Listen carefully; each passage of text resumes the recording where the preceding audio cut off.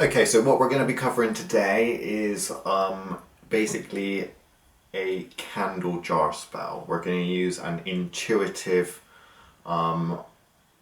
process for creating this spell. Its contents are going to be unique, but I am going to explain to you a very basic kind of formula for how to create these. I'm going to create mine to manifest me a new potted plant, because I want a potted plant. And I don't want to have to go to the shop to buy one, so I want it to make its way to me somehow.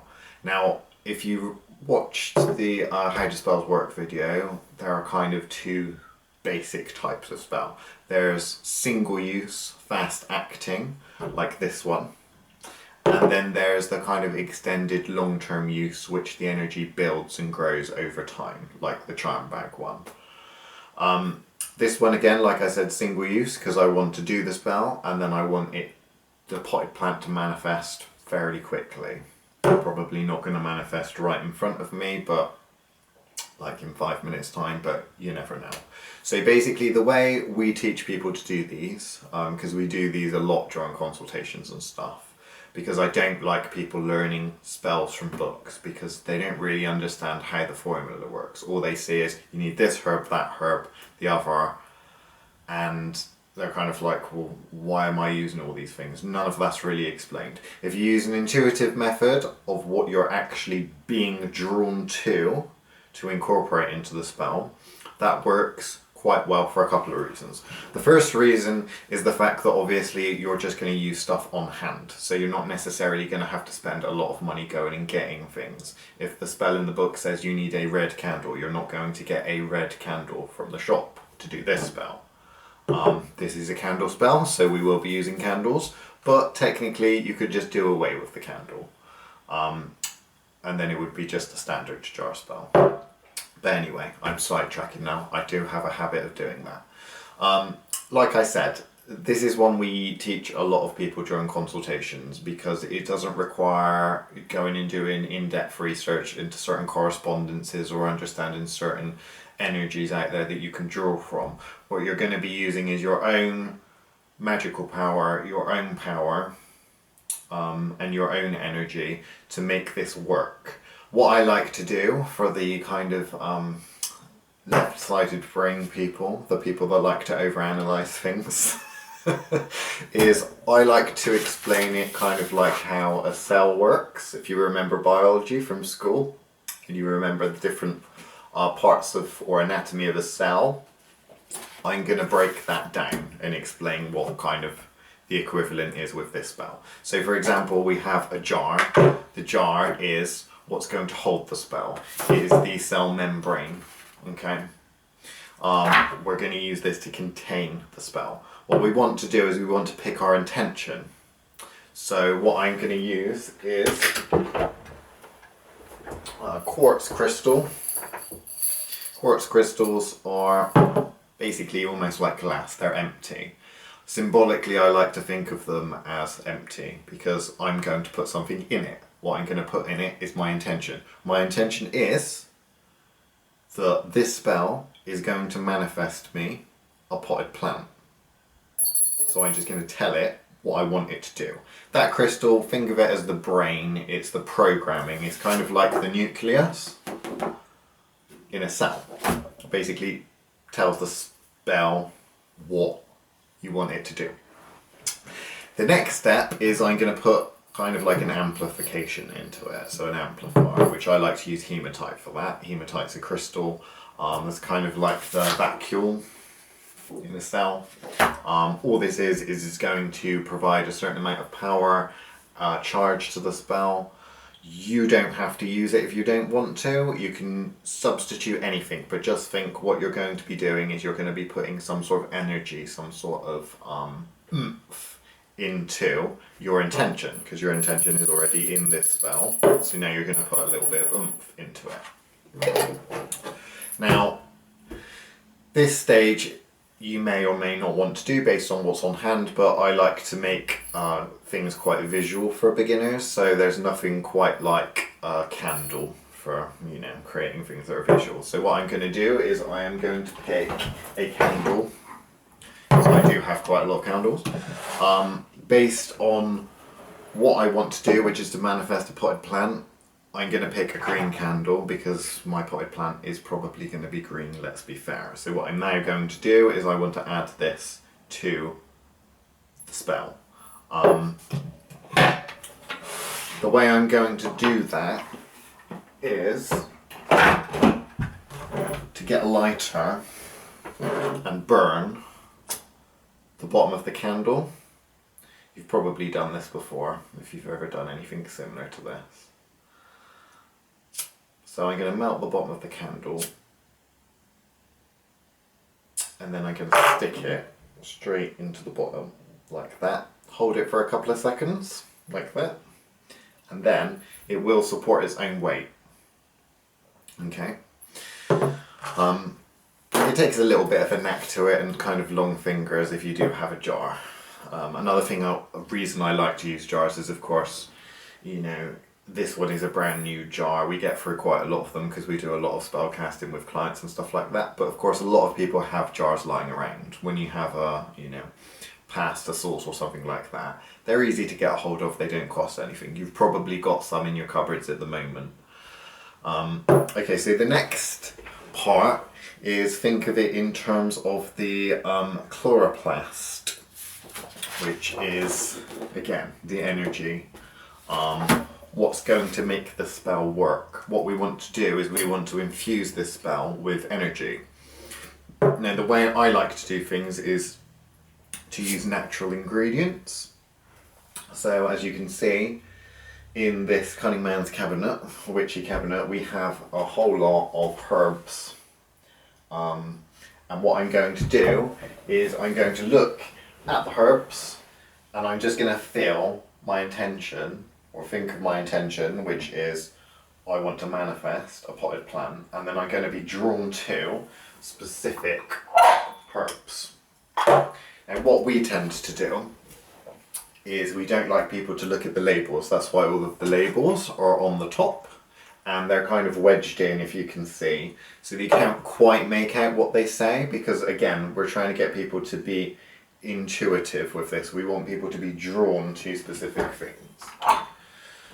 So what we'll do is we'll get them to point to the ones we want, or sorry, the ones they want, or pick, and take them out and put them face down on the table so they can't see what they are. And then afterwards we normally ask them one by one, do you know which one, you know? Do you know what any of these are? Most of the time they say no. In a lot of spell books and things like that, what you tend to find is they'll tell you what herbs to use. 9 times out of 10, the herbs and resins and things that people pick, if you look them then up in the books for their correspondence meanings in magic and also medicinally as well, then they're often very relevant to what they're trying to do with their spell. So people that are, you know, rosemary is often used for protection. Well, people that don't necessarily know that seem to be kind of drawn to rosemary naturally. So it's really interesting to see someone who doesn't really know any of the correspondences or supposed correspondences for herbs and that, when they're asked, do a spell for this, they'll gravitate towards very often exactly the same things as the books say. Anyway, interesting bit of information based on what, you know, so many clients we've seen over the years. So the next things that I'm going to pick are one, that one.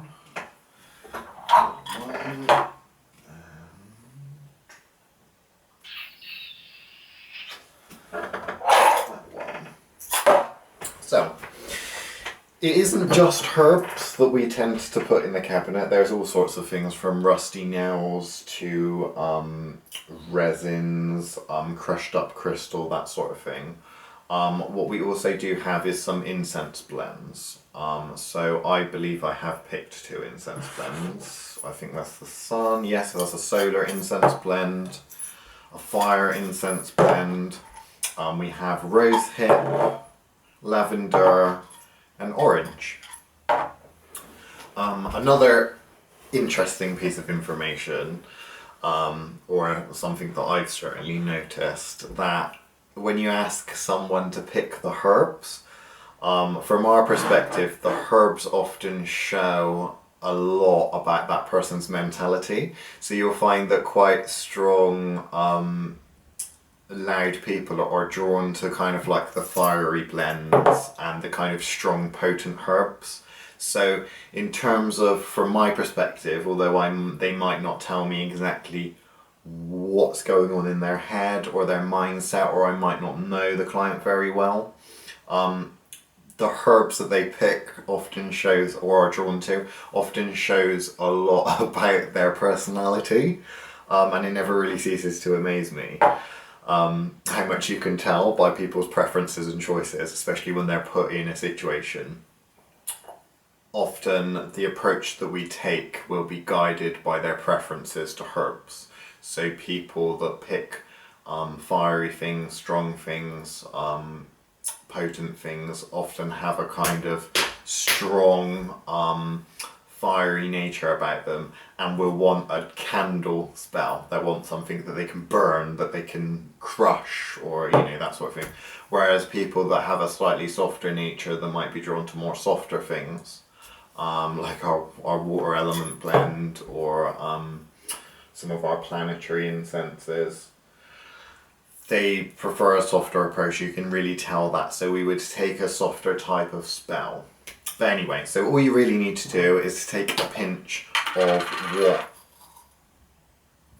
what herbs and things that you picked and add each one. You're really thinking and reinforcing your intention with what you want to do with this spell. So every time you add something, you're going to be saying either out loud in your head what you want it to do. Now, if you don't have these, obviously you probably don't have one of these cabinets. You might do, you might not. But simply take your jar with you and go out for a walk in the park or down by the river or whatever is locally to you. And then pick flowers or tree bark or something like that. You don't need to spend money on these things. We grow all of these things ourselves, or we have people that we know who donate things that we then dry out. But you don't need to put a huge amount of effort into going out and buying weird, strange herbs that you probably don't even know what they are, what they do, where they come from. All of these herbs obviously are grown. I either grow them, Chris either grows them, or people that work for us or with us either grow them. They're all grown in the UK. We know exactly where they come from. We develop a kind of connection with them all because we use them all so often. But basically, worst comes to the worst, raid your cupboards, see what you've got in the cupboard. If you've got any dried herbs or something, do you use a lot of tarragon in cooking, for example? Is that popping to your mind? Well, I use such and such. Or, do you have some things growing in your garden which you feel is relevant to what you're trying to do? Well, if you've got, say, a rosemary growing in your garden and you want some rosemary, go and pick some and put it in your spell. If you don't have anything like that, you don't have anything whatsoever, just go for a walk. The crystals which I put in at the beginning, you don't necessarily have to use crystals. You can go and have a walk down the park, pick up a stone or something like that. All I'm trying to do is to get across that obviously is intuitive and what you have a personal connection with, and you feel this makes sense. I don't know why, but it just makes sense. I feel like I need to add it to this spell. That's what you want to do. The next step, which I like to put in, is actually essential oils. We have quite an extensive range of essential oils because we do a lot of essential oils work. We do a lot of medicinal stuff, medicinal things with essential oils as well. Not all essential oils are created equally. We use a company called doTERRA. They are extremely expensive essential oils, but we use them because they are third party tested, and we create a lot of products that are going to be used on skin and things like that. So there's a lot of fraud in aromatherapy. For your spell work, it doesn't really matter because you're not going to be eating, ingesting, or putting any of this on your skin. You're literally just going to be putting in a couple of drops. Incidentally, before you do that, I always like to give the jar a bit of a smell. You should feel that it's right.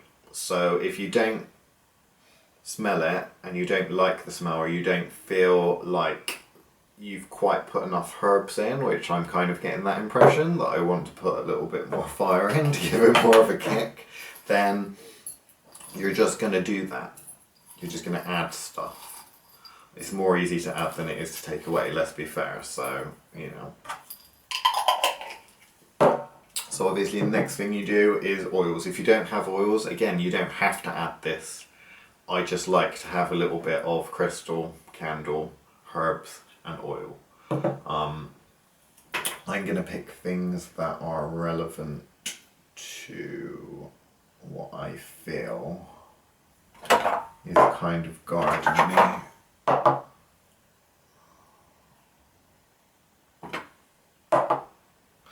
And again, normally what I'll get people to do is to smell them. So smell the oil before they put a little drop in.